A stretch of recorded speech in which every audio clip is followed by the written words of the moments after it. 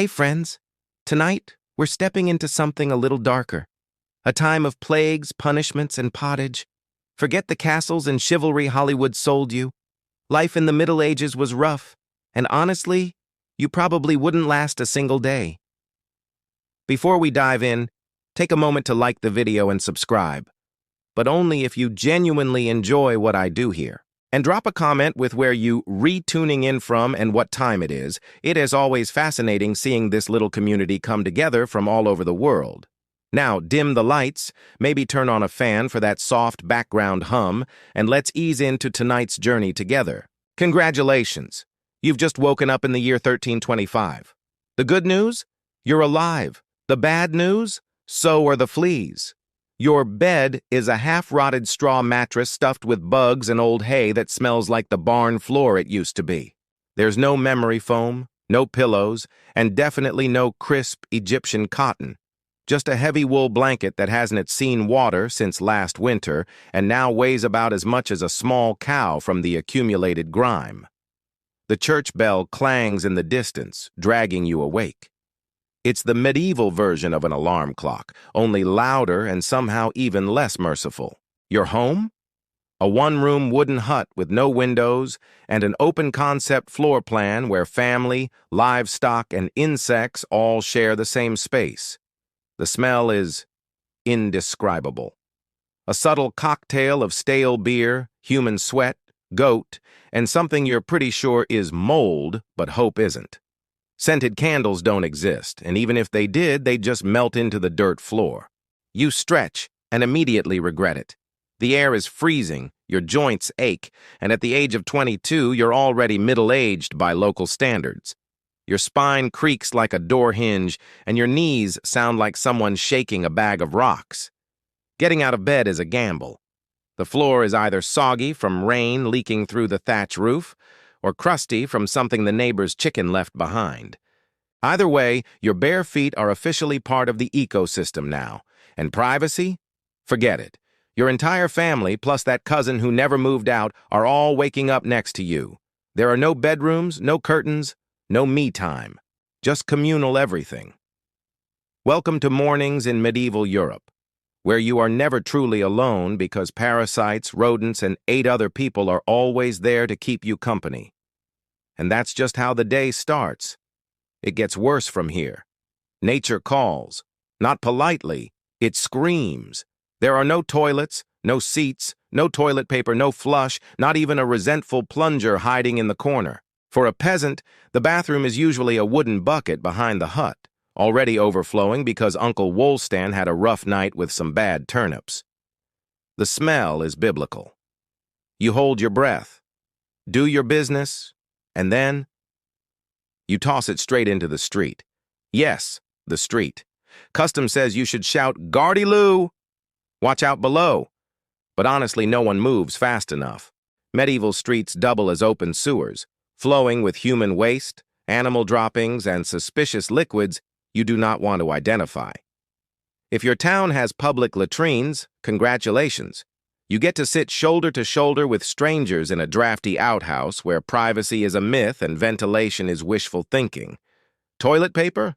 Doesn't exist. Most people wipe with straw moss, leaves, rags, or, if they're really treating themselves, a scrap of wool. Sometimes, nothing at all, which may explain why handshakes weren't exactly popular yet. And if you're in a castle, surely it's better, right? You might have a guard robe, a hole in the castle wall that drops your waist straight into the moat. Great idea, right? Except your enemies know this. And yes, sometimes attackers climbed in through the waist chute. Talk about entering through the back door. So whether you're a farmer or a baron, medieval toileting is basically a humiliation ritual. It's cold, it's public, it's dangerous, and it's never not disgusting. One slip on a wet stone path and boom, you're face first in humanity's leftovers. And guess what? You still haven't brushed your teeth. But don't worry, we'll get to that. You survived the toilet. You deserve a reward, right? Maybe a nice breakfast? Something warm, delicious, comforting?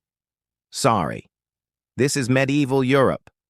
Nothing is comforting here. Breakfast, if you can even call it that, is a grim affair. No eggs Benedict, no coffee machine sputtering awake, and definitely no avocado toast. You squat by the fire with a wooden bowl of something that looks like it was scraped off a muddy boot.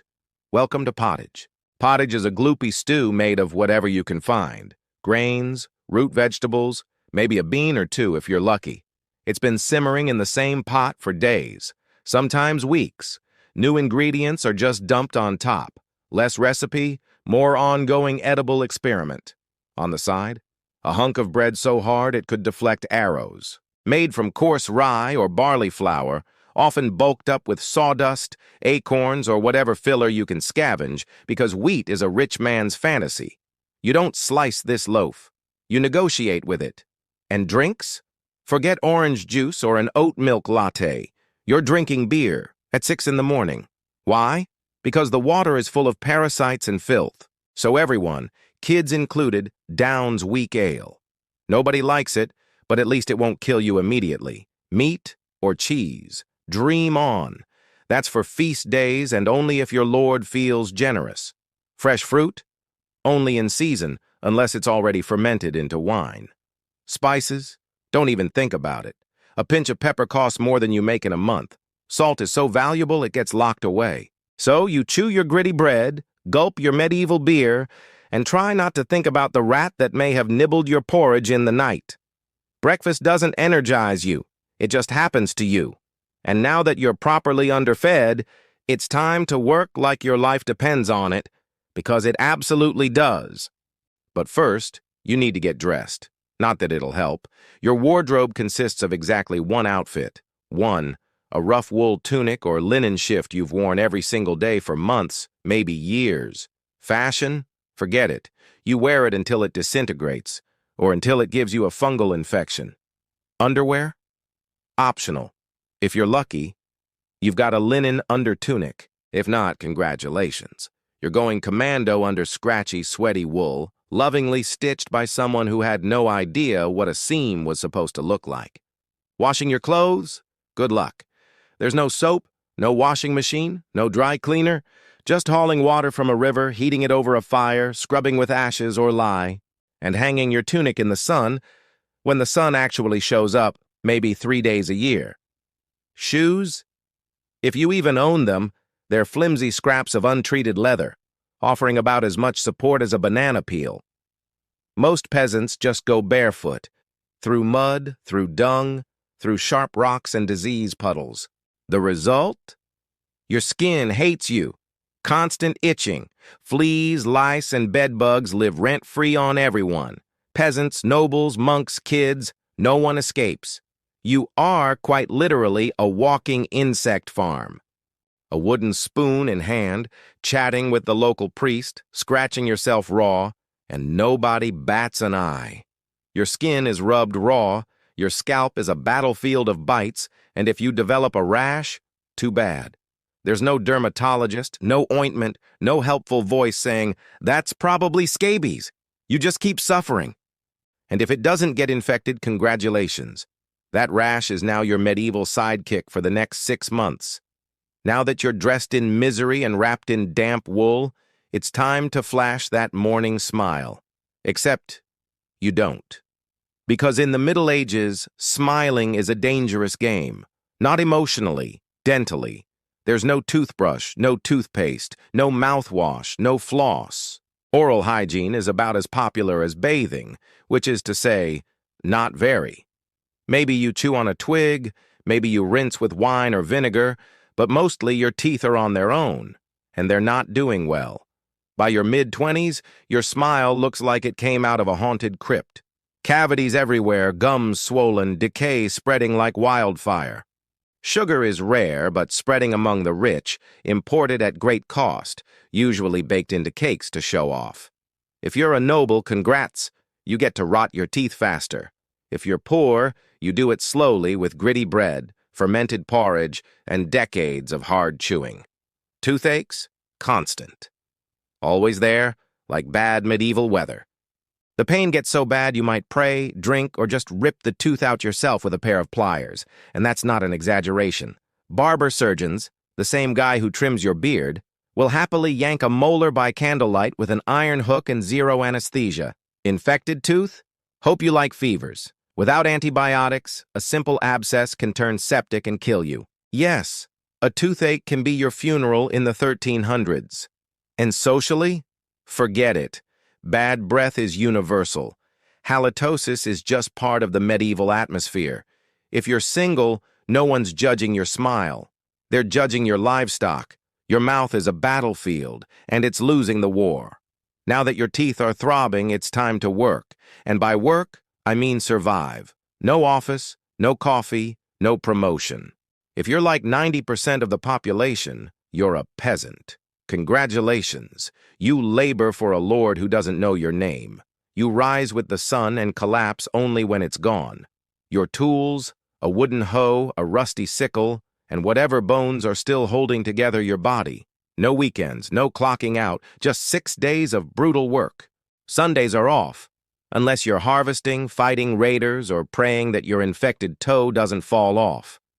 The fields, plowed by hand or if you're lucky with an ox. You dig, plant, weed, carry, and haul until your spine resembles the letter S. No one cares if you're tired. No one's asking about your mental health. And if you're a woman, double congratulations. You do all of that, plus raise kids, cook, spin wool, feed animals, clean, and politely ignore the fact that your husband's lice are moving onto your pillow. Children? No school, no toys, no carefree days. By age 5, they're working. Tiny rakes, tiny hands, same endless labor. Their only dream, to one day not die of the flu. And if you're not a farmer, maybe you're a blacksmith, a tanner, a cooper. Great. Instead of starving in the fields, you get to work with fire, toxic chemicals, or rotting animal carcasses. Pick your poison. Guts all day in poorly ventilated sheds. The pay, basically survival. The perks, occasional bleeding, break a bone, too bad.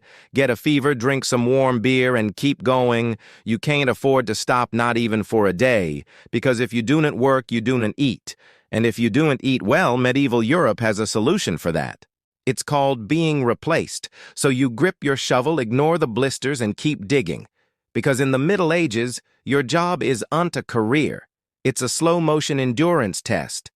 Now that your back is on fire from laboring in the fields, let's talk about the weather. Because in the Middle Ages, temperature is less about seasons and more about ongoing punishment from the sky. Let's start with winter. There's no insulation, no central heating, and no weathering.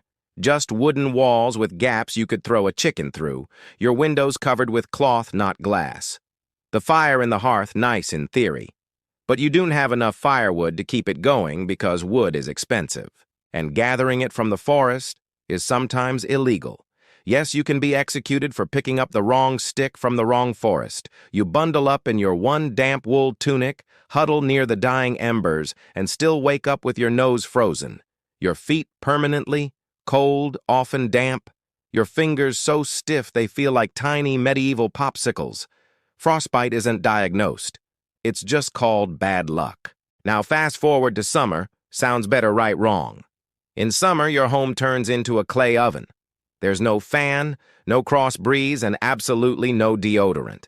You sweat through your layers, but you can't remove them because showing too much skin is scandalous and also invites sunburn, insect bites, and social judgment. The flies are out in full force, attracted to your unwashed body and the smell of last week's goat stew that's still fermenting in the corner. Mosquitoes buzz by your ear while you sleep. Assuming you can sleep through the sound of your neighbors yelling and babies crying, in the fields the sun bakes you. No sunblock, no hat, unless you fashioned one out of straw like a desperate scarecrow. And the worst part? You still have to work. Heat stroke is just called taking a bad turn. So you're either shivering in your own vel, wondering if your toes will make it to spring, or you are sweating through your only pair of socks while your thighs chafe into oblivion. And the one thing that never changes, no matter the season, your clothes still itch, your food is still terrible, and your next job still waiting. Welcome to climate control medieval style. There is none. Feeling thirsty, need to freshen up, want to splash a little water on your face to wake up from this damp fever, dream of a life too bad. In medieval times, water isn't your friend. It's trying to murder you quietly. Let's start with drinking. The nearby stream looks fresh, bubbling, and clear like something out of a fantasy movie. But spoiler alert, it's not upstream. Someone just dumped a chamber pot into it, and if not that, then a dead pig is probably decomposing in it. Parasites, bacteria, and the entire microbial army of medieval Europe awaiting in every sip. That's why people drank beer. Yes, beer, even children. But before you imagine medieval kids doing keg stands, understand that it was small, beer, weak in alcohol, strong in survival. Brewing boiled the water, so it was safer than whatever flowed through the town ditch. Wine was another option if you were rich enough to afford it and unconcerned with functioning properly before noon. What about bathing? Surely water was used for cleaning. In theory, yes. In practice, absolutely not. See, back then, people believed bathing actually opened your pores and let the disease in. That's right. Washing yourself was considered medically risky. You were cleaner, apparently, if you never removed the protective layer of filth caked onto your skin. Communal bathhouses did exist, but they quickly gained reputations as places for gossip, scandal, and sometimes full-on medieval extracurriculars. So naturally, the church got involved and shut many down.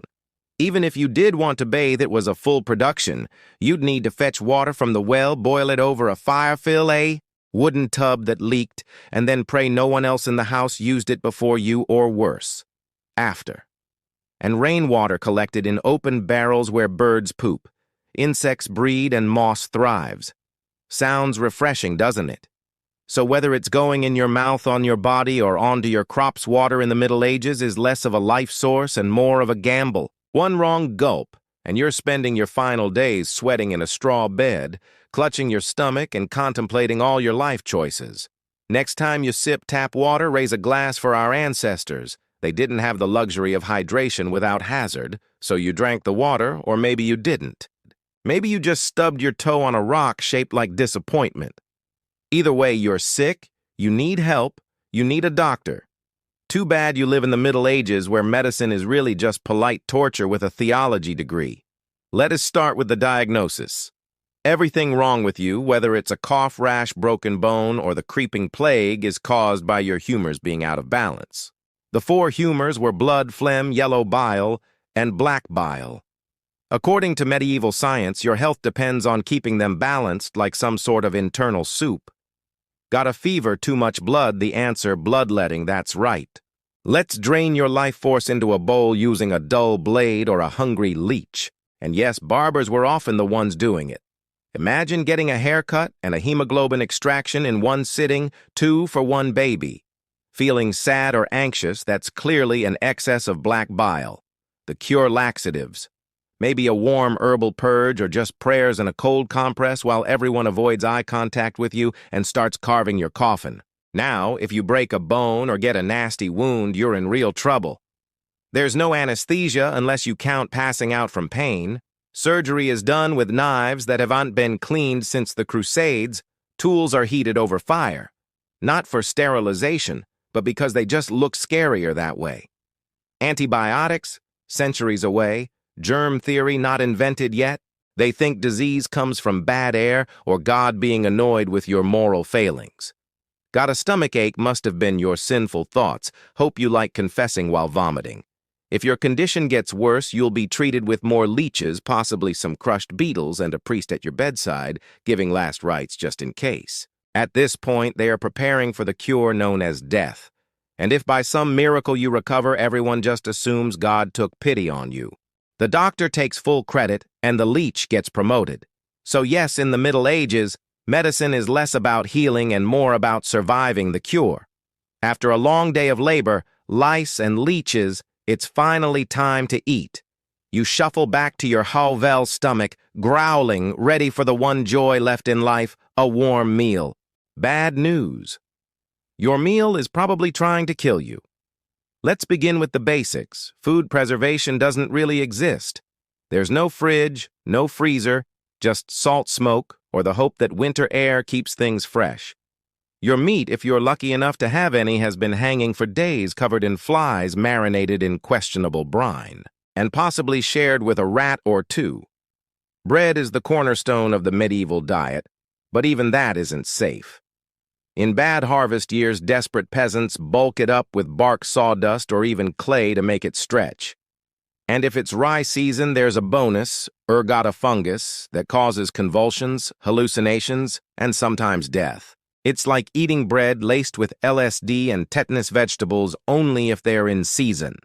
And you know what is always in season? Turnips. So many turnips boiled mashed or floating in pottage, which, if you remember from Chapter 3, is basically a hot swamp of mystery ingredients that's been simmering since your great-grandfather's funeral. Fruit might be available in the fall, but it rots quickly, and sugar is rare, expensive, and hoarded by the rich to show off their blackened teeth. Dairy is another gamble. Fresh milk spoils in hours.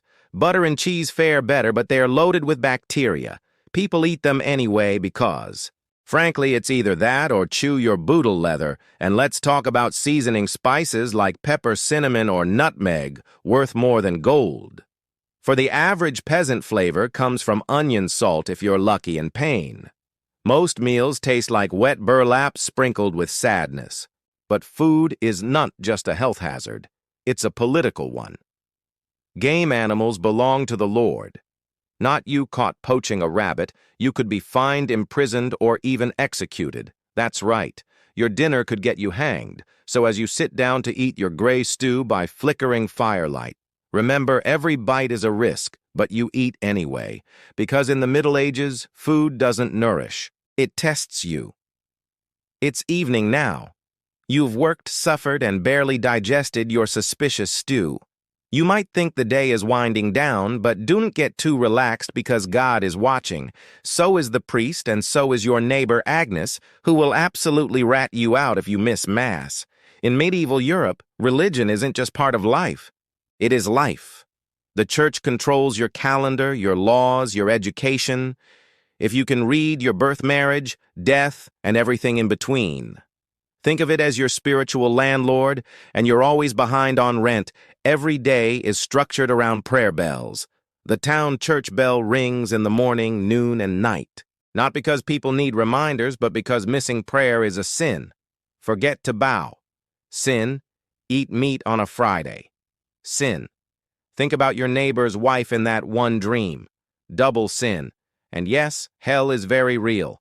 Vividly real. Priests describe it in glorious detail. Rivers of fire, lakes of boiling blood, demons with pitchforks, and eternal wailing. If the plague doesn't scare you, eternal damnation definitely will.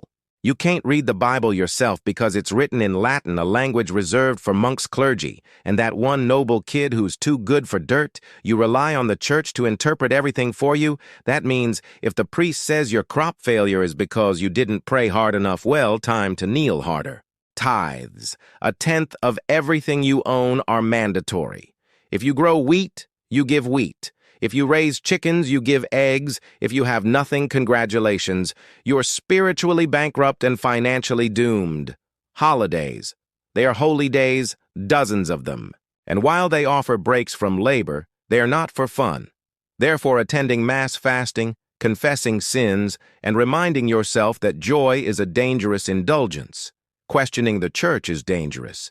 Heretics are burned, witches are drowned, blasphemers are flogged, and skeptics are quickly reformed. So you go through the motions. You chant, you bow.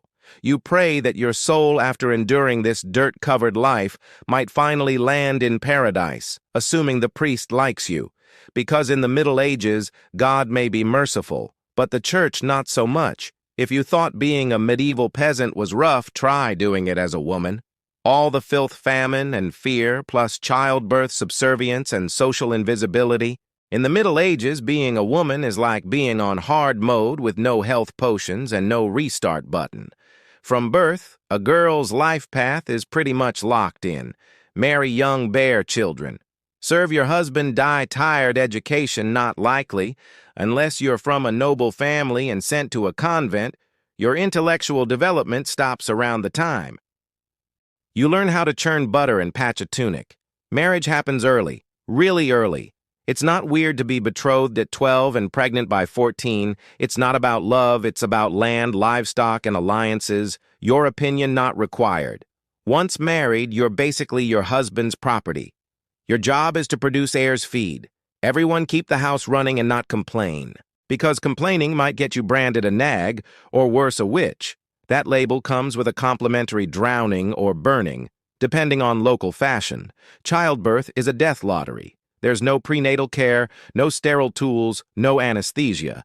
Midwives do their best, but even minor complications can mean death for the mother, the child, or both. Some women survive 10 pregnancies.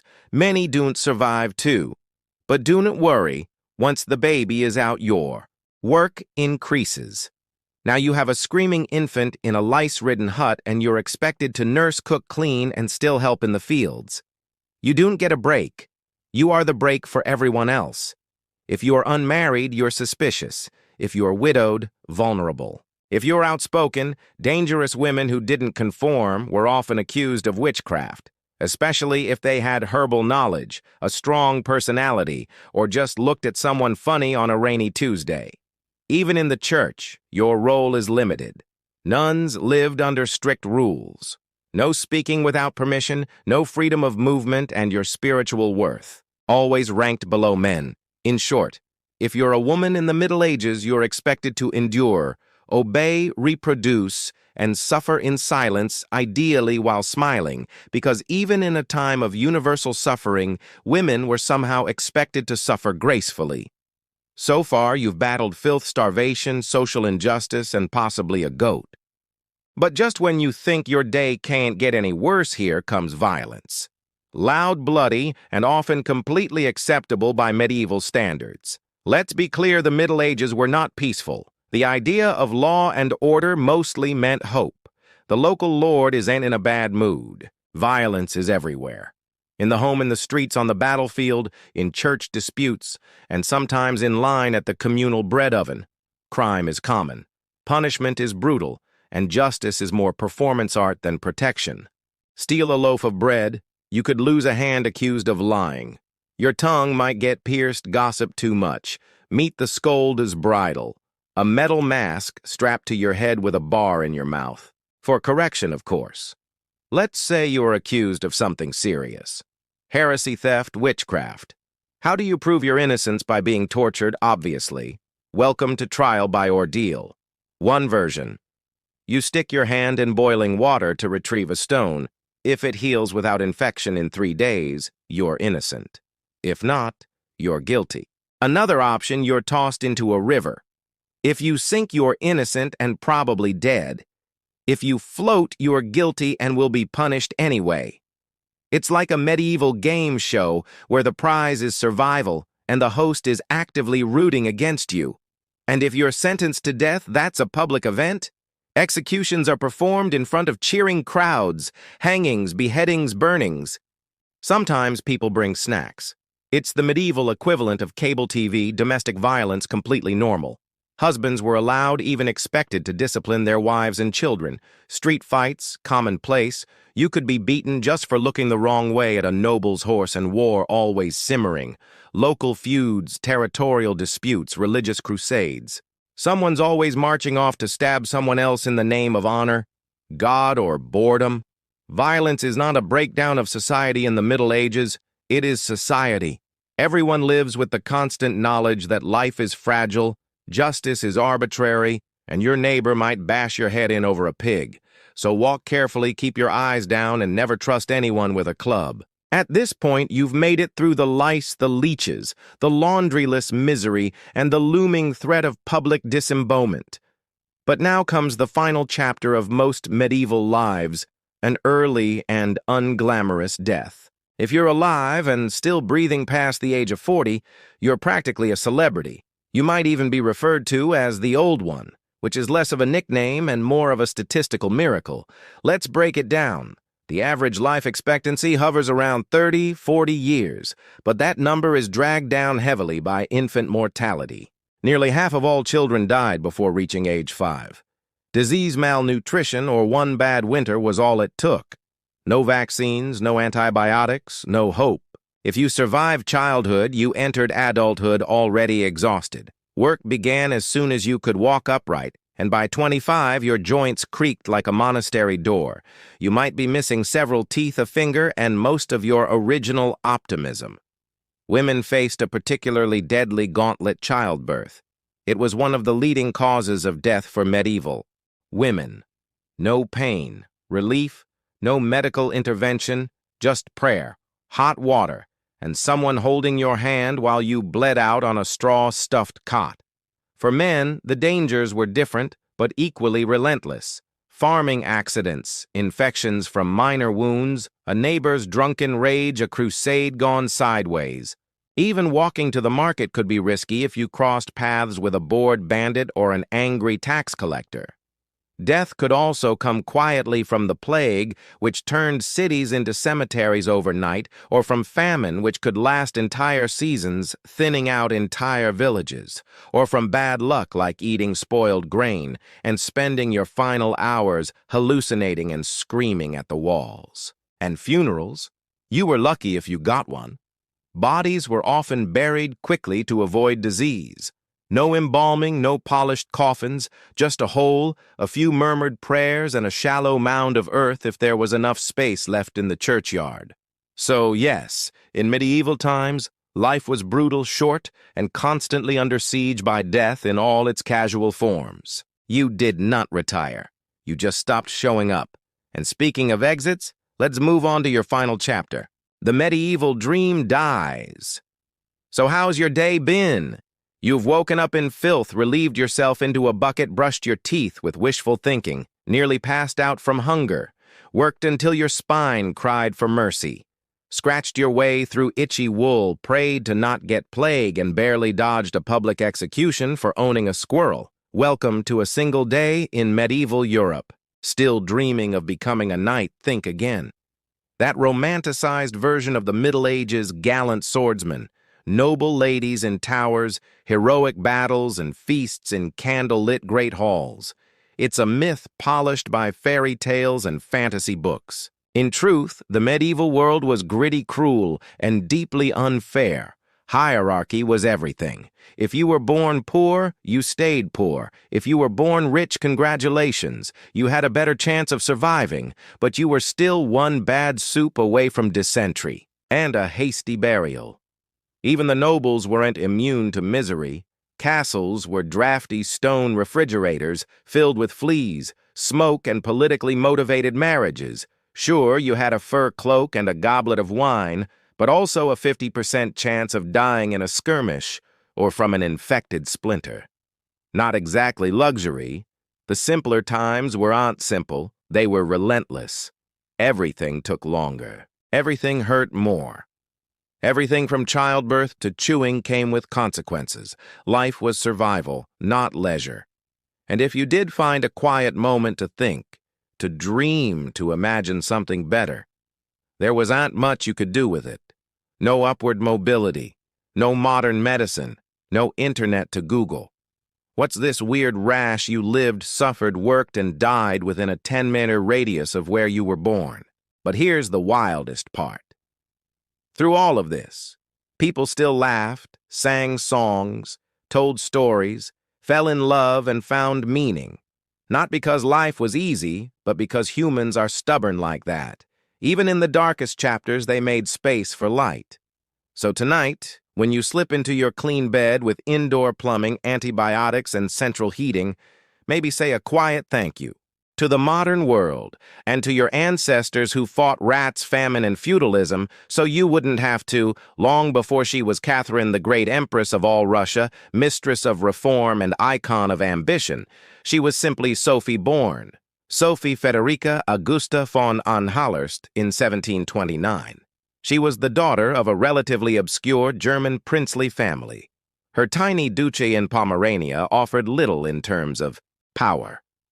But Sophie herself, she had something no title could provide: razor-sharp intelligence, relentless charm, and a quiet, burning hunger for greatness. Her upbringing was strict. Her mother, Johanna, was cold and calculating, not a warm, nurturing figure, but a social climber obsessed with status. Sophie's father, a Prussian officer, was more distant than disciplinary. From a young age, Sophie learned to walk the fine line between obedience and cunning.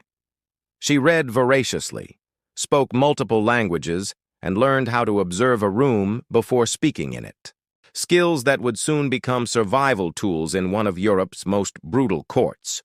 When the Russian Empress Elizabeth Petrona began searching for a wife for her heir, Grand Duke Peter, she looked beyond Russia's borders.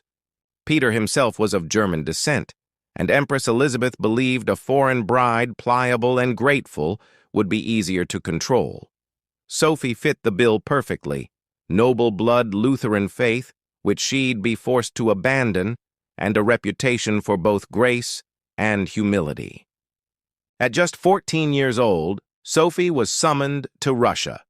She arrived in the freezing capital of St. Petersburg in 1744, wearing thin German fabrics and a diplomatic smile. Her mother pushed her forward like a chess piece. Sophie, however, had her own game in mind.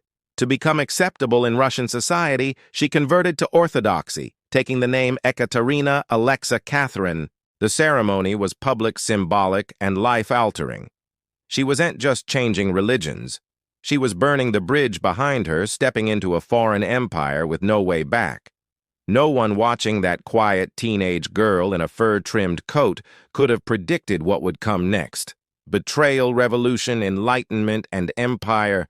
But from the moment Sophie stepped foot in the Russian court, she stopped being a pawn and began planning how to become a queen. Catherine's marriage to Grand Duke Peter was meant to secure her place in Russian royalty, but from the very beginning it felt more like a cage than a crown. Peter, heir to the Russian throne, was not the dashing prince of fairy tales. Awkward, immature, and obsessed with toy soldiers, he was far more interested in playing war games in his chambers than governing an empire or showing affection to his new wife. Some accounts even suggest he refused to consummate the marriage for years. He idolized Frederick the Great of Prussia and resented the Russian court that had adopted him. In contrast, Catherine embraced Russia with a fierce determination. She learned the language, studied its history, and memorized Orthodox rituals. She wanted to belong. Peter wanted to escape. This mismatch wasn't just emotional. It was political. The Russian court was a viper's nest of gossip, paranoia, and brutal power games. Empress Elizabeth still ruled with absolute authority, but her health was in decline. Everyone knew a transition was coming, and everyone had an agenda. Catherine was watched constantly. Her letters were read, her friendships monitored, and her every move scrutinized. She couldn't trust her husband, her mother, who was still whispering in her ear on behalf of foreign interests, or even her servants. In this world, alliances could turn into accusations overnight, but Catherine was no fool. She learned to play the court's games quietly, cultivating allies in the shadows. She charmed military officers, made friends with scholars, and developed a reputation for dignity and restraint, a stark contrast to her husband's childish tantrums and open contempt for Russian traditions. Behind closed doors, Catherine began reading Enlightenment thinkers like Voltaire and Montesquieu. While others saw her as a young consort, she was building a vision not just for herself but for Russia, a nation of strength, education, and reason. But there was one problem. The longer Peter lived, the longer Catherine remained in limbo, a powerless wife to a man unfit to rule. So she waited, observed, and planned. She knew the Russian throne wouldn't be inherited, it would have to be taken. In 1762, after nearly 2 decades of waiting, watching, and quietly maneuvering, Catherine saw her moment and seized it with breathtaking precision. Empress Elizabeth had died, and Peter III, was finally Tsar, but his reign began unraveling almost immediately. In just a few short months, Peter alienated the church, offended the nobility, insulted the army, and lavished praise on Prussia, Russia's longtime enemy. He reversed key policies, humiliated the clergy, and talked openly about divorcing Catherine to marry his mistress. The court, already wary of his erratic behavior, turned cold. The army, filled with generals loyal to Catherine, grumbled in corridors. Even ordinary Russians, devout and patriotic, saw Peter as a foreign puppet who mocked their traditions. Catherine, watching all of this unfold, made her move.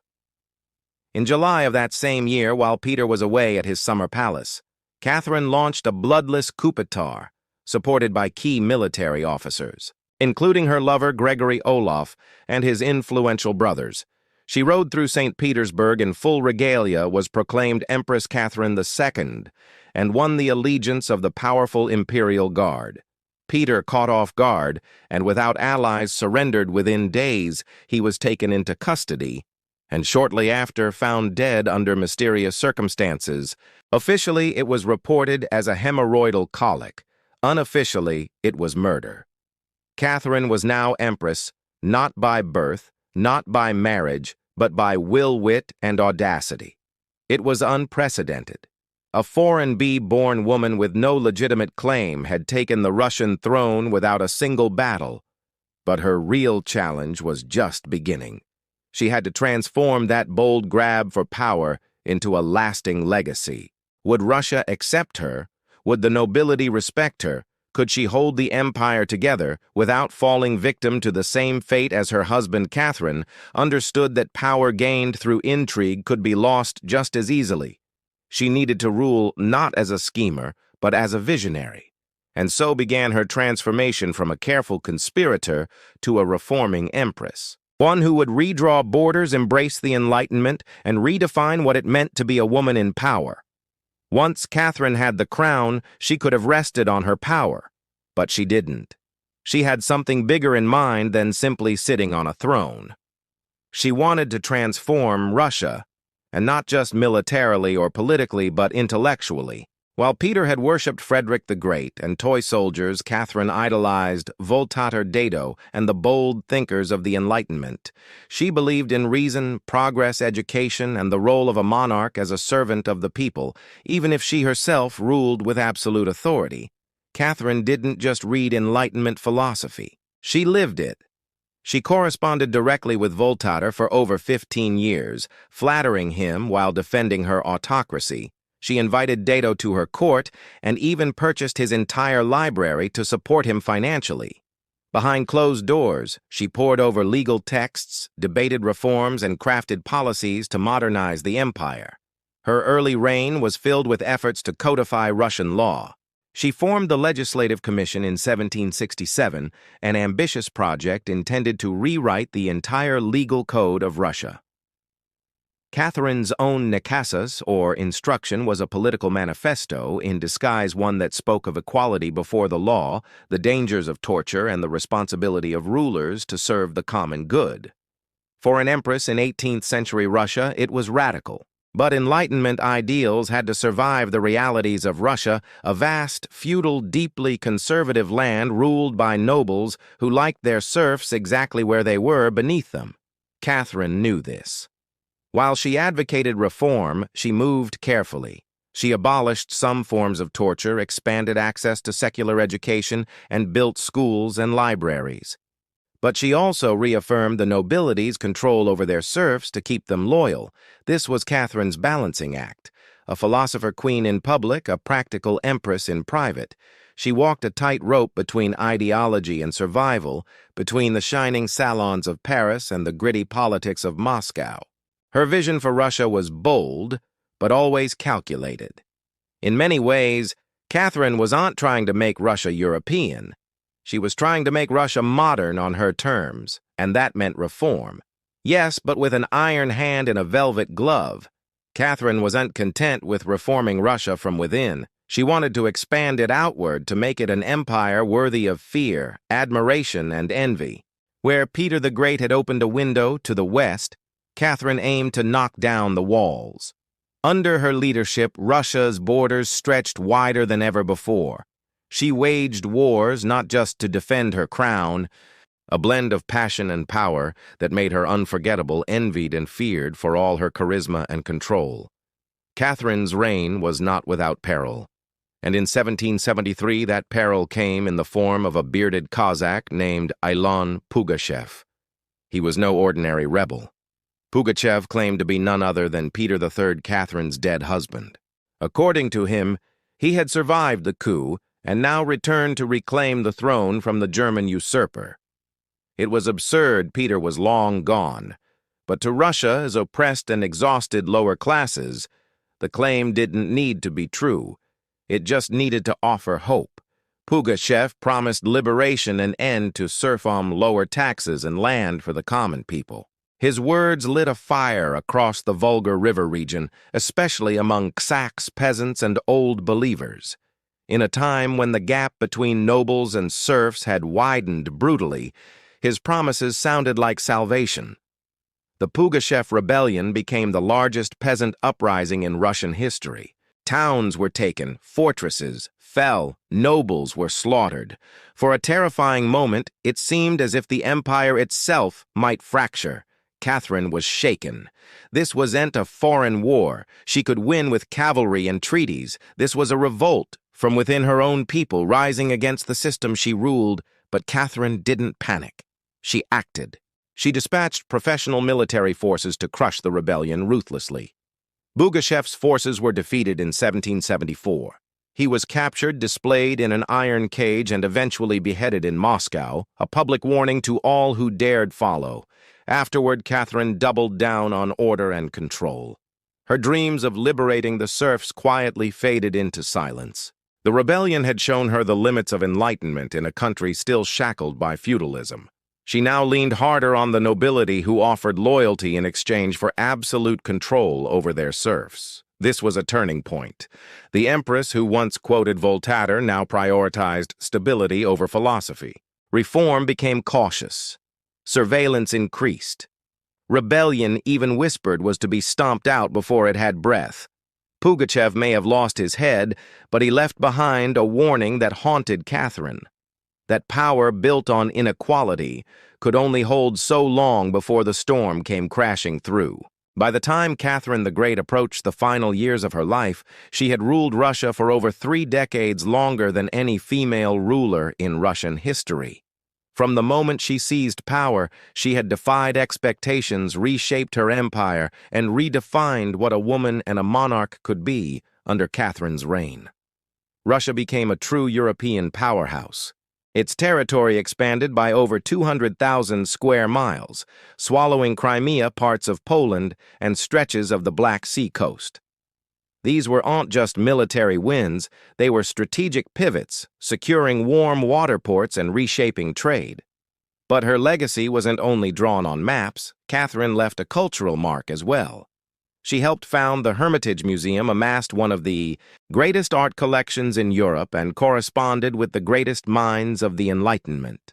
Her court became a center of sophistication, art, and intellectual ambition. In a country often viewed as backward by Western Europeans, Catherine put Russia firmly on the cultural map. She modernized education, founding schools for girls and promoted the printing of books. She introduced smallpox inoculation to Russia, even publicly receiving the vaccine herself, an act of scientific bravery in her time. Yet her reign was also one of contradictions. While she admired Enlightenment ideals, she never freed the serfs. In fact, she extended serfdom deeper into Russia's territories. Her reforms, while impressive, remained mostly top-down, designed to polish the empire without truly transforming its foundations. Still, Catherine's rule brought stability and ambition. She understood that power was not inherited. It was crafted, managed, and constantly defended. She ruled not by divine right, but by force of will, political brilliance, and relentless calculation. She was called many things: a user, a tyrant, a reformer, a seductress, but above all, she was effective. When she died in 1796, Russia was wealthier, larger, and more formidable than it had been in centuries. She left behind a throne, secure, an empire expanded, and a legend that would endure for centuries. Catherine didn't just reign. She ruled with intellect, strategy, and an unapologetic grip on history, and in doing so, she became more than an empress. She became a myth. For all her power expansion and enduring legacy, Catherine the Great was still at her core, a woman navigating a man's world and reshaping it in her image. Behind the imperial portraits and state decrees was someone deeply aware of how precarious her position was. She was not born Russian. She came to the throne through a coup. She ruled an empire that didn't want a woman in charge. And yet she not only endured, she thrived.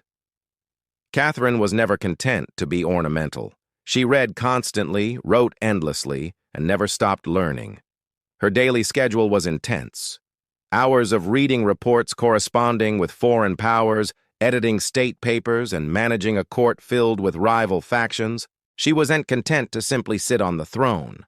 She worked the throne like a stateswoman born to it. She was also, in many ways, lonely. She surrounded herself with courtiers, lovers, and artists, yet wrote in her memoirs of how few people she could truly trust. Her son Paul, whom she distrusted and kept away from state matters, grew into a man she feared would undo all her progress. Her greatest emotional partnership with Gregory Pimpkin faded into deep friendship, but his death in 1791 left a wound that never truly healed. Catherine crafted her image carefully. She understood the power of narrative and wielded it better than most monarchs of her age. She posed as mother of Russia, enlightened monarch, warrior, empress, and lover of the arts. But beneath those roles was a woman who had endured rejection, betrayal, scandal, and rebellion, and kept going. When she died in 1796, she left behind an empire transformed, but also questions. Could she have done more to end serfdom? Were her Enlightenment ideals compromised by politics? Was she more reformer or ruler? History remembers her by the title, "She Never Gave Herself the Great." It wasn't because she was flawless or kind or just. It was because she took power and wielded it on her own terms in a time and place where women weren't supposed to have any. She didn't just wear the crown. She rewrote what it meant to deserve one. In the humid depths of the Chiapas jungle in southern Mexico, the ruins of Palenque whisper stories from the ancient Maya world. Towering temples rise above the canopy, their limestone faces eroded by time but still brimming with secrets. And in 1994, one of those secrets revealed itself. A team of Mexican archaeologists, led by Fanny Lopez Jimenez, was surveying Temple 3, a relatively modest pyramid, next to the more famous Temple of the Inscriptions, the burial site of the mighty king, PL, the Great Temple. The throne wasn't expected to hold much until they noticed something odd, a sealed hidden chamber beneath the structure. No looters had touched it. It was pristine. When the archaeologists broke through and lowered themselves inside, they found a stone sarcophagus resting in silence. The air was heavy with the weight of centuries. As they opened the lid, red dust rose like smoke, brilliant, shocking red. The interior was covered in powdered cinnabar, a toxic mercury sulfide used ceremonially by the Mir, and lying within that crimson cloud was the skeleton of a woman. She had been buried with care and reverence. Her bones were fragile but intact, her skull still wearing a jade mask, and her body surrounded by airary offerings, necklaces, diadems, ear spools, all crafted from jade and shell. Everything about the burial screamed royalty, yet no name was inscribed. No glyphs identified her. It was one of the richest female burials ever found in Mesoamerica, and yet it was a total enigma. Why was she buried in red powder? Who was she? Was she a queen, a priestess, or perhaps even Pal's wife? The researchers called her the Red Queen, and the name stuck. But even with modern forensics, they couldn't say for sure who she was, only that she had lived around the 7th century during the golden age of Palenque. Unlike most Mayer tombs, hers had been hidden untouched and purposefully isolated. Her burial wasn't just ceremonial, it was spiritual. This woman wasn't meant to be remembered with words. She was meant to be remembered through ritual, through color, and through the mystery she left behind. The most haunting feature of the Red Queen's tomb wasn't her jade jewelry or the silence of the sealed chamber. It was the red dust. A thick layer of powdered cinnabar covered everything. The sarcophagus, the walls, her bones, even the offerings around her. It clung like blood to stone. To the mayor, this was no accident. Cinnabar made from crushed mercury, sulfide was one of the most sacred and dangerous substances in the ancient world. Its vibrant red color wasn't just visually striking. It symbolized blood rebirth and the life force that connected the human and divine realms. Red was sacred. It was the color of sunrise, of sacrifice, of life emerging from death, and it wasn't just symbolic, it was spiritual. Covering the dead in Cinnabar was a ritual meant to transform the body, preserving it not for eternity, but for transition. In Maya belief, death wasn't the end. It was a passage, a crossing into another cosmic layer. And so, the Red Queen, whoever she was being prepared not just for burial, but for deification. But there's another layer to this. Cinnabar is toxic. Repeated exposure can lead to mercury poisoning, tremors, hallucinations, even death. The Mer likely didn't understand the chemistry, but they felt its potency. It was volatile, powerful, dangerous. To bathe the corpse in it was to declare this person was no ordinary mortal. In Palenque, very few were buried with Cinnabar Pal. The great, the mighty king whose pyramid dominates the site was one. His body, like hers, was also saturated in the red powder. That detail alone drew speculation. Was the Red Queen his wife, his mother, or someone of equal divine status? Her skull had been placed on a layer of jaguar skin, another sacred symbol. Around her bone needles, obsidian blades and miniature jade figurines hinted at rituals performed either during her life or in her honor at death. Every part of her burial told a story without words, a story of power cloaked in secrecy. A woman prepared to cross into the underworld, not in silence but in ceremony, drenched in the color of sacrifice, surrounding the Red Queen, crimson-drenched. Remains was a world of silence broken only by the gleam of jade shell and obsidian. These were not mere ornaments. They were offerings, each one carefully chosen to accompany her on the journey to the Maya afterlife, the Xibalba.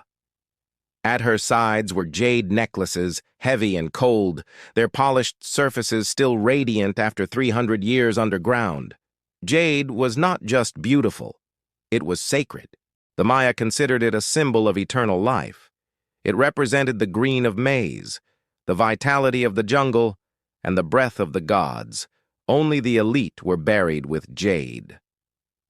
For the Red Queen, it covered her chest, wrists, and ears, a clear sign that in life she wielded influence, perhaps even divine favor. One of the most haunting objects was the jadirari mask placed delicately over her face. Unlike the golden death masks of Egypt, this one was subtle, constructed from dozens of tiny mosaic tiles, arranged to mimic the contours of her skull. The mask served a ritual function to protect the soul, to preserve identity, and to present her as divine in the eyes of the gods. Scattered near her bones were bone needles, obsidian blades, and shell artifacts. These could have been tools of ritual or symbols of her status as priestess healer or royal matriarch. One bone pin was engraved faint but purposeful, a small echo of her voice lost to time. At her feet and along the edges of the tomb were ceramic vessels, still sealed, likely once filled with offerings, food, drink, or incense to sustain her spirit beyond death. The mayor believed the afterlife was a journey, dangerous, layered, filled with challenges. These items were not luxuries, they were necessities. To modernize the tomb feels intimate, not overloaded but intentional.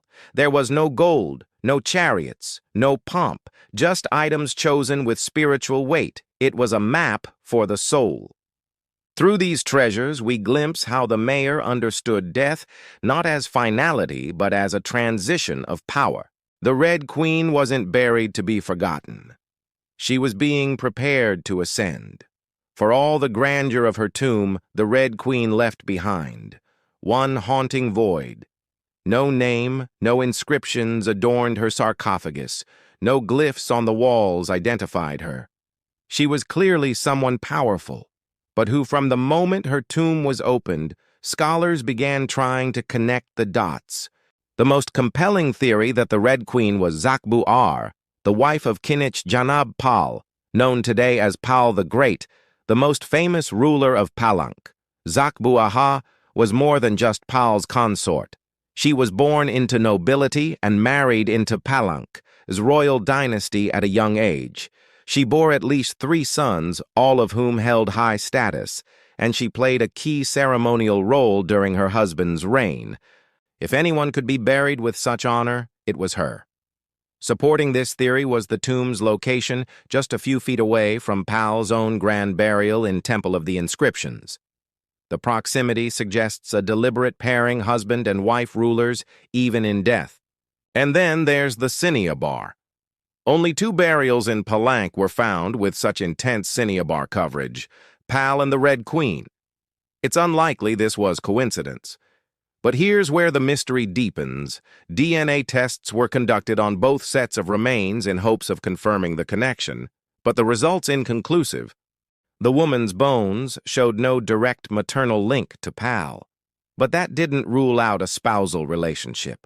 After all, marriage does not require shared blood. Some have argued she could have been Sakuk Pal's powerful mother who ruled Palank before he came of age. Others suggest she may have been a high priestess or a sister, or a royal ancestor whose name has simply been lost to history's erosion. Still, the evidence points most strongly to Takuao, a queen by title, a mother of kings and a spiritual counterpart to Pal. The lack of a name may not be an oversight. It may have been intentional. In Maya cosmology, the soul lived on not through monuments, but through ritual symbol and the whispers of the earth. And so the Red Queen remains suspended between legend and truth. A woman who ruled, remembered not in stone, but in scarlet and silence. To understand the Red Queen, we must understand the world she came from. A world where Maya women, especially royal ones, held more influence than many realize. In Maya civilization, politics was often a family affair. Royal women weren't merely passive consorts. They were diplomats, priestesses, and power brokers. They conducted rituals, sponsored temples, and played crucial roles in maintaining dynastic legitimacy. Their bloodlines were political capital, used to forge alliances and secure claims to the throne. Take Sakuk, for example, the mother of Pal the Great. When the throne of Palank was left vacant, she took power herself and ruled as queen regent until her son came of age. She was a placeholder. She was a ruler in her own right, issuing decrees and overseeing construction projects. Without her, Pal may never have risen at all, and she wasn't an anomaly.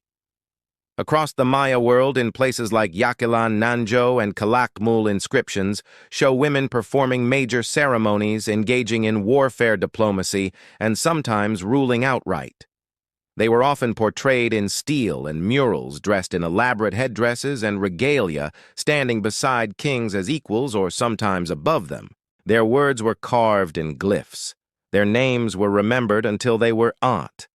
By the time Spanish conquistadors arrived centuries later, much of that memory had eroded. The colonial lens saw native women as silent figures in a male-dominated world. But the archaeology tells a different story, one of complex gender roles where power was negotiated, not simply inherited. This context casts the Red Queen in a new light.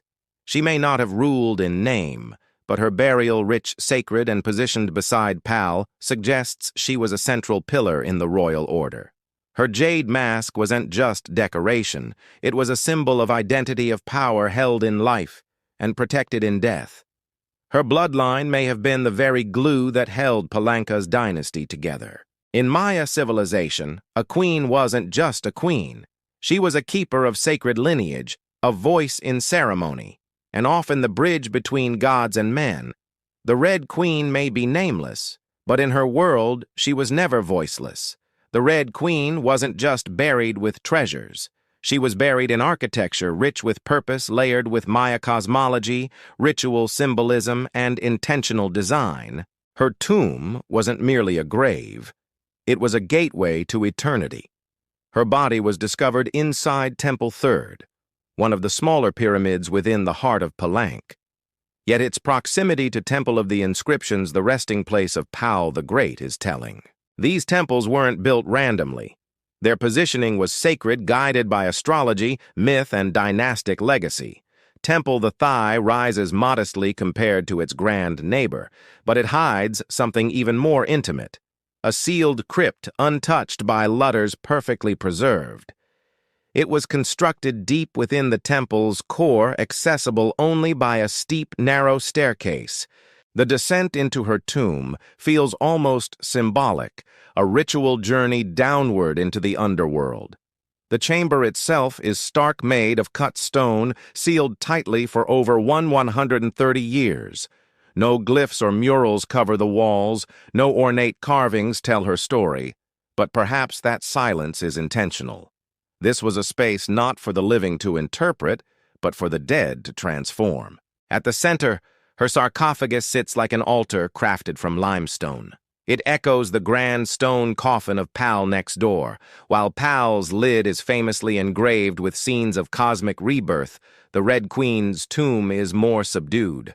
The focus is inward on the body, on the cinnabar, on the ritual of death itself. And yet there are subtle architectural cues that hint at meaning. The tomb is aligned east to west, a symbolic path mirroring the sun's journey from life to death. The chamber is small but powerful. It feels deliberate, personal, a sacred enclosure for someone revered. Maya temples were cosmological tools, bridges between the heavens, the earth, and the underworld. To be buried in one was to be elevated beyond the human realm. The Red Queen's eternal home wasn't an afterthought. It was a carefully constructed shrine, a place where death became transformation. Her bones rest in stone, her essence in cinnabar, and her legacy in the architecture itself. A temple that speaks without words, telling us she mattered. To the ancient Maya, death wasn't the end. It was a threshold, a sacred passage into the underworld, known as Xibalba. And for someone like the Red Queen, this crossing was not only spiritual, it was political, cosmological, and deeply ritualized. Burial rituals were carefully choreographed events rooted in myth and meant to guide the soul through the treacherous layers of the underworld. Maya texts and iconography tell us that Xibalba was no peaceful afterlife. It was a maze of darkness, rivers of blood trials, and gods of death. Only those properly buried, ritually prepared, and spiritually equipped could make the journey successfully. The Red Queen was buried wrapped in cinnabar, encased in stone, and surrounded by offerings, all signs of an elite burial. But there's more. The presence of bone needles and obsidian blades in her tomb hint at auto-sacrifice rituals, possibly symbolic tools representing rites she had performed in life or that were reenacted at her burial to empower her spirit. Herari mask, carefully assembled from jade tiles, was not simply decorative. It may have served as a spiritual vessel, preserving her face and identity as she journeyed into the afterlife. In Maya, belief the face was a mirror of the soul, and the soul needed to be recognized by the gods. The ceramic vessels surrounding her may have once held chocolate maize water or even polka to nourish her. In the next world, other items like stingray spines or shell trumpets could have represented spiritual tools, calls to the gods, or tokens of ritual communication. Burial wasn't just a goodbye, it was a transformation. The Maya believed in cycles: death as seed burial, as planting, and the afterlife as rebirth. Kings and queens were often seen as earthly incarnations of gods, and in death they returned to those divine origins. The Red Queen, covered in the color of blood, entombed in a pyramid, and honored with offerings, was being prepared for rebirth, not as a mortal, but as a being tied to the sacred order of the cosmos. Her burial was not the end of her story. It was the beginning of her legend. Just a few steps away from the Red Queen's final resting place lies one of the most iconic tombs in Mesoamerica, that of Kinich Janab, Pal known simply as Pal the Great. His burial inside the Grand Temple of the Inscriptions is celebrated for its artistry scale and deeply spiritual symbolism. But what makes the Red Queen's tomb so extraordinary is not only what was inside it, is where it was found. Her sarcophagus was hidden within Temple 3, directly adjacent to Pal's monument. In a city like Palanque, where every temple was carefully positioned to reflect cosmic principles, this closeness was no coincidence. It was intentional, a statement etched in stone. Many scholars believe the Red Queen was Zakbu Aupal's queen and trusted consort. While her tomb lacks inscriptions, the similarities between their burials are striking. Both wrapped in cinnabar, both entombed in pyramids, both buried with jade, and both treated with extreme reverence. These rituals mirror each other as if two halves of a sacred narrative. Pal's lid famously depicts him falling into the underworld tree, a cosmic scene of death and rebirth. The Red Queen, simpler tomb, contains no such iconography, but the symbolism lies in the pairing itself. If Pal represented the sun journeying through the underworld at night to rise again, then the Red Queen may have represented the moon, the feminine force that follows its own mysterious path in the sky. Together, they embodied a cosmic duality, masculine and feminine, king and queen, sun and moon order and ritual. In Maya mythology, rulership was not singular. It was relational harmony, and the cosmos required balance, and that balance extended into the dynastic court. By placing the Red Queen beside Pal, the Maya were preserving not just a marriage but a cosmic partnership. Their proximity in death may have mirrored their roles in life. A queen not behind but beside her king, sharing not just a throne but a legacy. In their tombs they speak without words, two souls wrapped in cinnabar and stone joined across eternity. One of history's most sacred silences. Though her name was lost to time, the Red Queen of Palanque endures not as a forgotten relic, but as one of the most enigmatic and powerful women of the ancient world. Her tomb, sealed for over 2,300 years, now whispers across centuries, inviting questions that echo louder with every discovery. She represents a mystery that still resists full understanding. We may never know exactly who she was. No glyph carved her name, no steeler told her story. And yet the care in her burial, the richness of her offerings, the symbolism of her crimson-drenched bones, all speak of a woman profoundly important, not merely as a wife or consort, but as someone who held real influence, spiritual weight, and royal blood. Today, the Red Queen forces us to reevaluate assumptions. She's a reminder that in the ancient Maya world, women were not silent. They led rituals, governed cities, and shaped dynasties. While kings like Pal have long taken the spotlight, the Red Queen's reemergence reminds us that power did not belong to men alone. It flowed through mothers, queens, priestesses, and visionaries. Her legacy is more than the treasures she left behind. It is the conversation she started among archaeologists, historians, artists, and storytellers. Every jade bead, every layer of cinnabar, every architectural choice in temple that tells us something deliberate. This woman mattered, and perhaps that's the most extraordinary part of her story, not what we know, but what we still don't.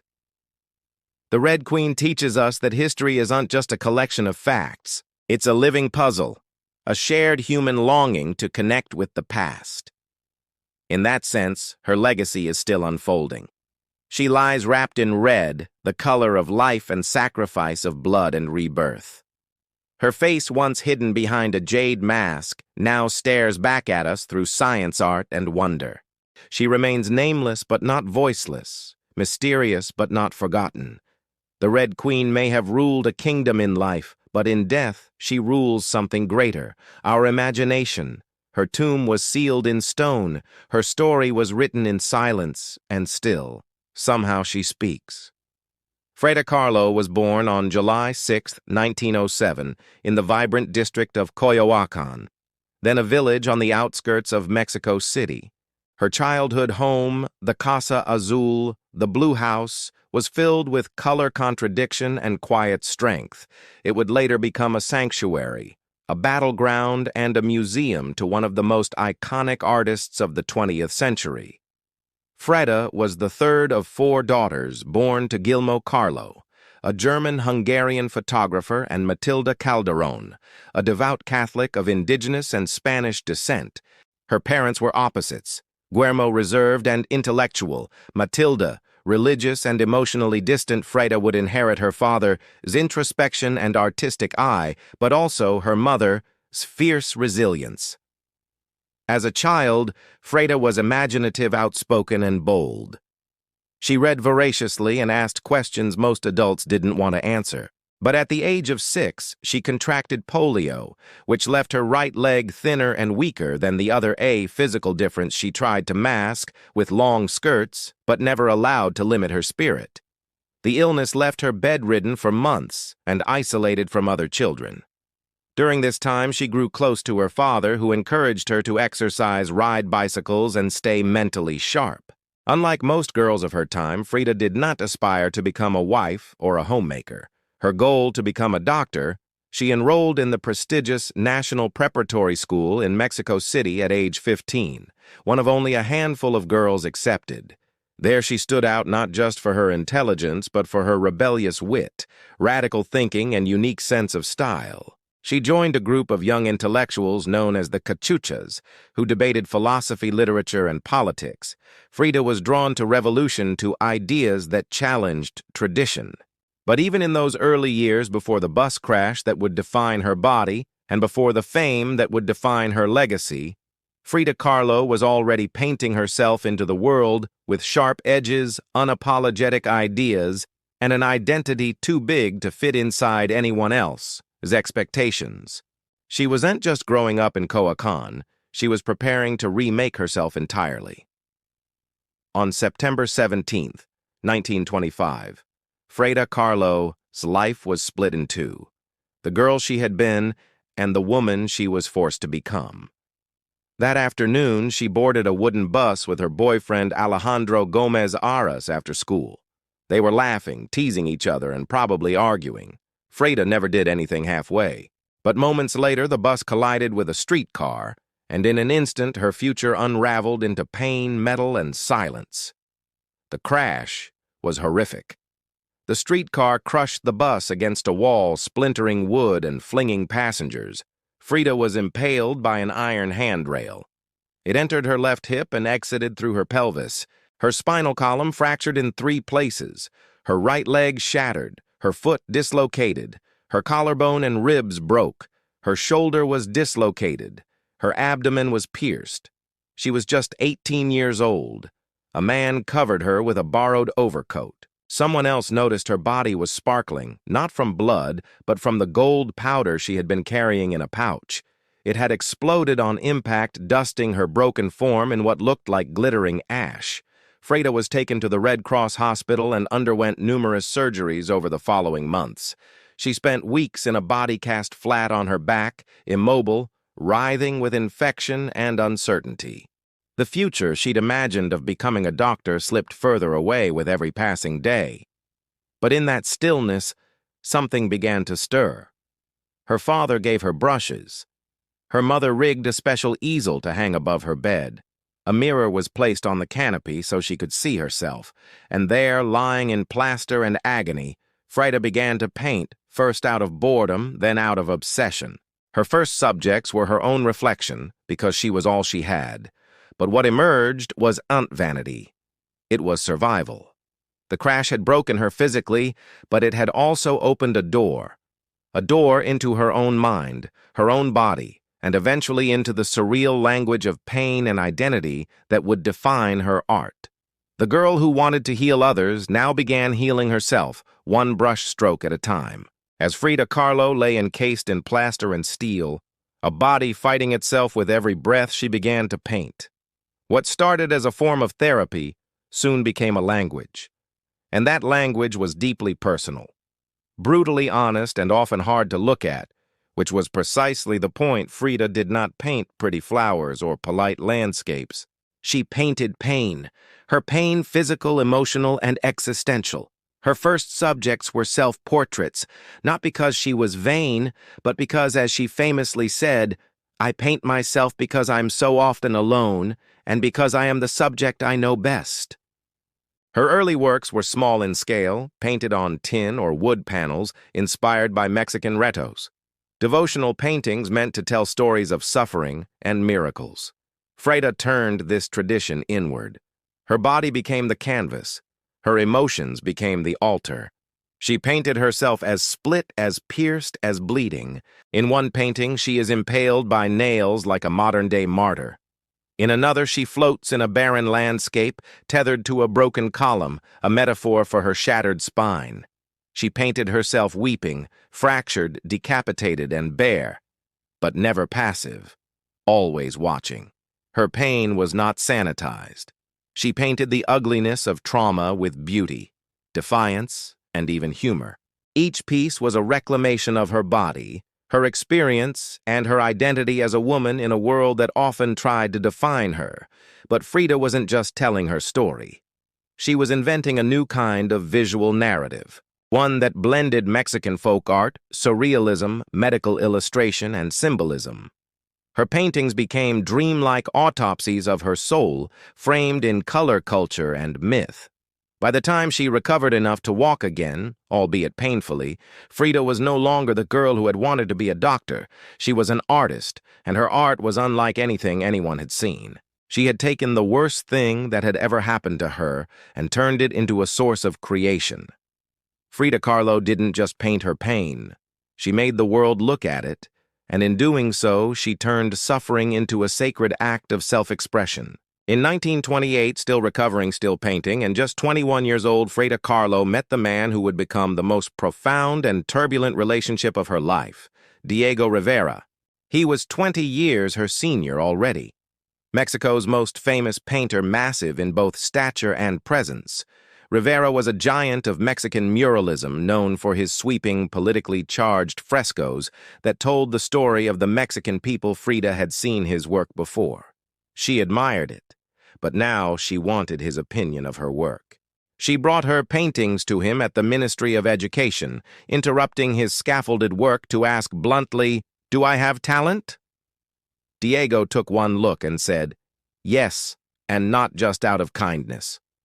He recognized in her something rare, an unfiltered voice, raw and unpretentious, full of rage, irony, pain, and beauty. They began a relationship that was as consuming as it was creative. Frida once said, "I suffered 2 accidents in my life, one in which a streetcar knocked me down. The other was Diego." They married in 1929, an odd pairing to outsiders. Diego massive, unfaithful, politically famous, Frida sharp, tonged, fiercely independent, already walking with a cane. Her parents called it a marriage between an elephant and a dove. Their bond was passionate but chaotic. Diego supported her art and encouraged her growth as a painter. But he was also endlessly unfaithful, even with Frida's own sister, Cristina. Frida was devastated, and in return she took lovers of her own, both men and women, including rumored affairs with Leon Trotsky and painter Georgia O'Keeffe. They divorced in 1939, then remarried a year later with different terms. This time, Frida would keep her autonomy, her home, her money, her name. Their second marriage was less about traditional love and more about creative partnership and mutual understanding. Despite the betrayals and the heartbreak, Diego remained a constant force in Frida's life. He challenged her, he wounded her, but he also believed in her as an artist, as a revolutionary, and as a woman who could redefine what painting could be. Together, they were not peaceful, but they were legendary. In the 1930s, Frida Kahlo followed Diego Rivera on a journey north to San Francisco, Detroit, and New York as he completed high-profile mural commissions. These years abroad brought her face to face with American industrialism, wealth, and the contradictions of capitalism, and they left her with deep political discomfort. Frida was a proud Mexican nationalist, a committed communist, and an admirer of indigenous traditions. The opulence she witnessed in the United States, especially while the Great Depression ravaged much of the country, only deepened her sense of disillusionment. In letters home, she mocked the culture's materialism and obsession with appearances. She missed the grit, color, and contradiction of Mexico. While Diego painted enormous murals on factory walls, Freda began to paint smaller, quieter revolutions, deeply personal works on tin and canvas. Her style solidified sharp, surreal, emotional, and intimate. It was during this time that she produced some of her most iconic self-portraits. Frida didn't just paint herself for vanity, she painted herself to survive. Her identity became her landscape. With her body constantly in pain from her accident, multiple surgeries, and a failed pregnancy in Detroit, she turned inward. Her portraits showed her bleeding, fragmented, exposed. Yet her face was always calm, always direct, unapologetic. One of her most powerful works, Henry Ford Hospital, shows her lying on a hospital bed, crying, surrounded by floating symbols of loss, a fetus, a snail medical equipment, a cracked pelvis. It was raw, graphic, and deeply emotional, a canvas that bled with truth.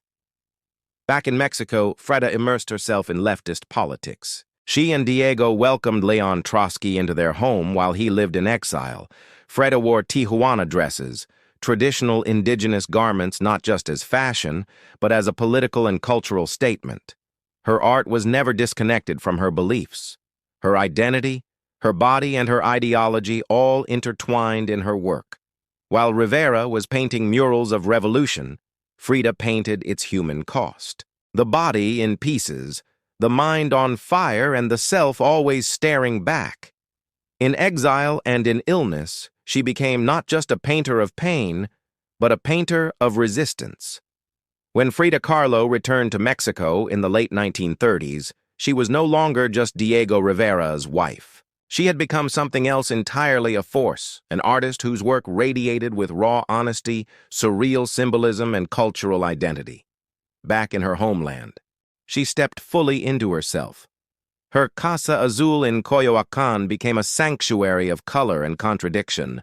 Bright cobalt walls, yellow trim, Aztec statues in the garden, monkeys and parrots wandering freely. The house was a living extension of Frida's imagination. It was a blend of tradition and rebellion, elegance and earth.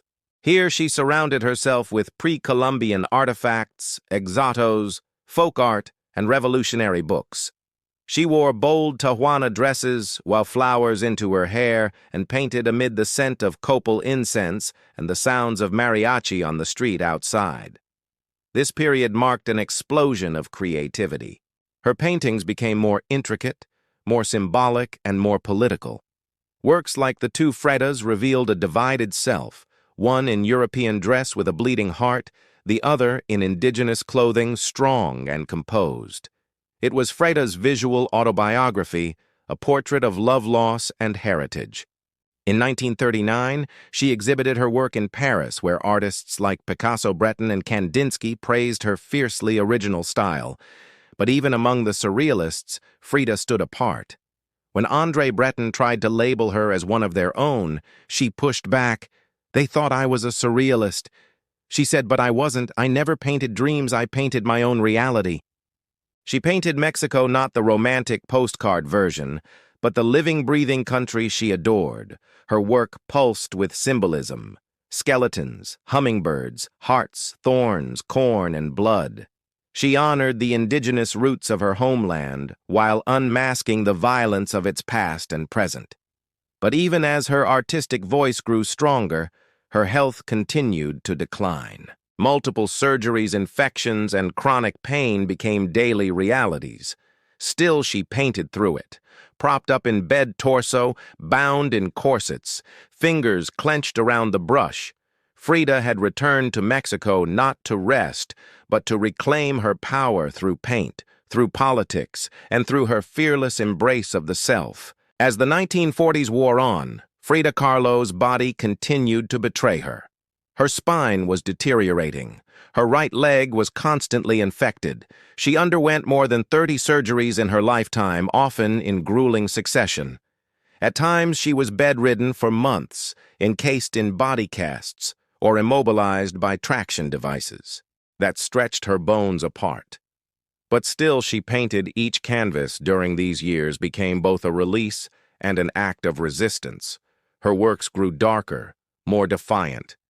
She painted with a clarity sharpened by pain, refusing to hide behind metaphor.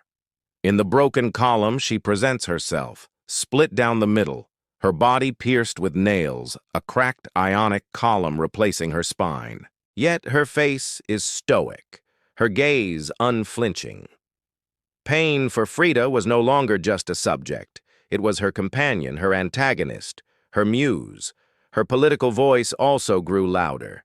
She joined the Mexican Communist Party, marched in demonstrations, wrote fiery letters, and called out imperialism and injustice. When her health no longer allowed her to walk, she appeared at protests in a wheelchair, defiantly holding signs and shouting slogans. In 1953, Frida was given her first solo exhibition in Mexico, a long overdue celebration of her art. But her health was so fragile, doctors told her she couldn't attend, so she did what only Frida would do. She arrived by ambulance carried in on a stretcher, and placed in the center of the gallery on her hospital bed. Dressed in traditional finery, surrounded by her own work, she greeted guests with tequila laughter and that fire still burning in her eyes. Her final paintings were both childlike and harrowing. In Marxism will give health to the sick. She painted herself wearing a steel corset cradled by the hands of Marx, casting away symbols of oppression. Her last known work was a still life of sliced watermelons, one piece bearing the words, "Viva la vida, long live life." Even in the face of death, she remained defiant, joyful, and political. Frida Kahlo's last portraits weren't just self-portraits. They were acts of revolution, painted in pain but always signed with life. On July 13, 1954, at the age of 47, Frida Kahlo died in the same place she had been born, La Casa Azul in Coyoacán. The official cause was listed as a pulmonary embolism, but those closest to her whispered of something deeper. She had been ill, yes, but also exhausted by pain, by surgeries, by the long war with her own body. Just days before she had attended a political protest against the CIA coup in Guatemala. Weak and wheelchair-bound, she insisted on going, her clenched fist raised in the air. Revolution remained her final heartbeat. Her last diary entry was brief but piercing. "I hope the exit is joyful, and I hope never to return." Frida's funeral was held at the Palacio de Bellas Artes, Mexico's most prestigious cultural institution. Her body, draped in the red flag of the Mexican Communist Party, was watched over by friends, family, artists, and revolutionaries. Diego Rivera was inconsolable. He called her the greatest love of his life, even as his betrayals had nearly broken her. But in the years that followed her death, something extraordinary happened. Frida Kahlo refused to disappear. At first, her name was whispered only in art circles. Her works weren't easy to categorize, too. Political for surrealists, too surreal for traditionalists. But slowly, her image, her story, and her defiance began to resonate. Through the 1970s and 1980s, as feminist scholars and activists reclaimed forgotten voices, Frida's became louder. She wasn't just a painter anymore. She was a symbol of pain turned into beauty of feminism, born through resistance of Mexican identity, celebrated without apology of queerness, disability revolution, and authenticity. Her face, unibrow gaze, flowers in her hair became iconic. Her home became a museum. Her diary became a sacred text. And her paintings now hang in the world's greatest museums. Frida Kahlo had lived much of her life in Diego's shadow. But in death, she stepped forward. She didn't just leave behind paintings. She left behind a mirror and dared us all to look, not with pity, not with fear, but with fire. Today, Frida Kahlo's face is everywhere, printed on T-shirts, painted on murals, turned into dolls, memes, posters, and icons, her signature unibrow, her flower-crowned hair, her direct gaze, all instantly recognizable. But what makes her legacy powerful isn't just that people know her face, is that they recognize the truth behind it. Frida didn't try to be flawless. She didn't fit into boxes. She wasn't conventional, and she didn't care to be. In a world that demands perfection, she gave us realness. Raw, messy, vibrant, angry, joyful, contradictory realness. She celebrated what made her different, her disability, her queerness, her politics, her culture, and turned it into art that transcended borders and decades. She's become more than an artist. She's a global symbol of defiance, feminism, cultural pride, and creative resistance. For queer communities, she's a fearless bisexual icon who lived openly and unapologetically in a time that demanded silence. For women, she's a reminder that power doesn't require permission. For disabled artists, she's proof that pain can fuel the brush, not stop it. And for Mexico, she's a daughter reclaimed fierce folklore Rurik and forever part of the national soul. Her paintings, once dismissed as too strange or too personal, are now among the most revered in the world. Works like the Two Frieders self-portrait with thorn necklace and hummingbird and the broken column aren't just seen. They are felt deeply by anyone who has ever suffered and needed to turn that suffering into something sacred. She lived in the margins and turned them into center stage. She embraced contradiction, a communist who wore gold, a woman betrayed who loved again, a body in pieces with a soul unbreakable. And through it all, she painted not just with color, but with conviction. Frida Kahlo never asked to be a symbol. She simply told the truth about herself, and in doing so, told the truth for millions of others who had never seen themselves reflected in art before. Now, when we see her face, we see courage, we see color, we see resistance, we see Frida not gone but immortal.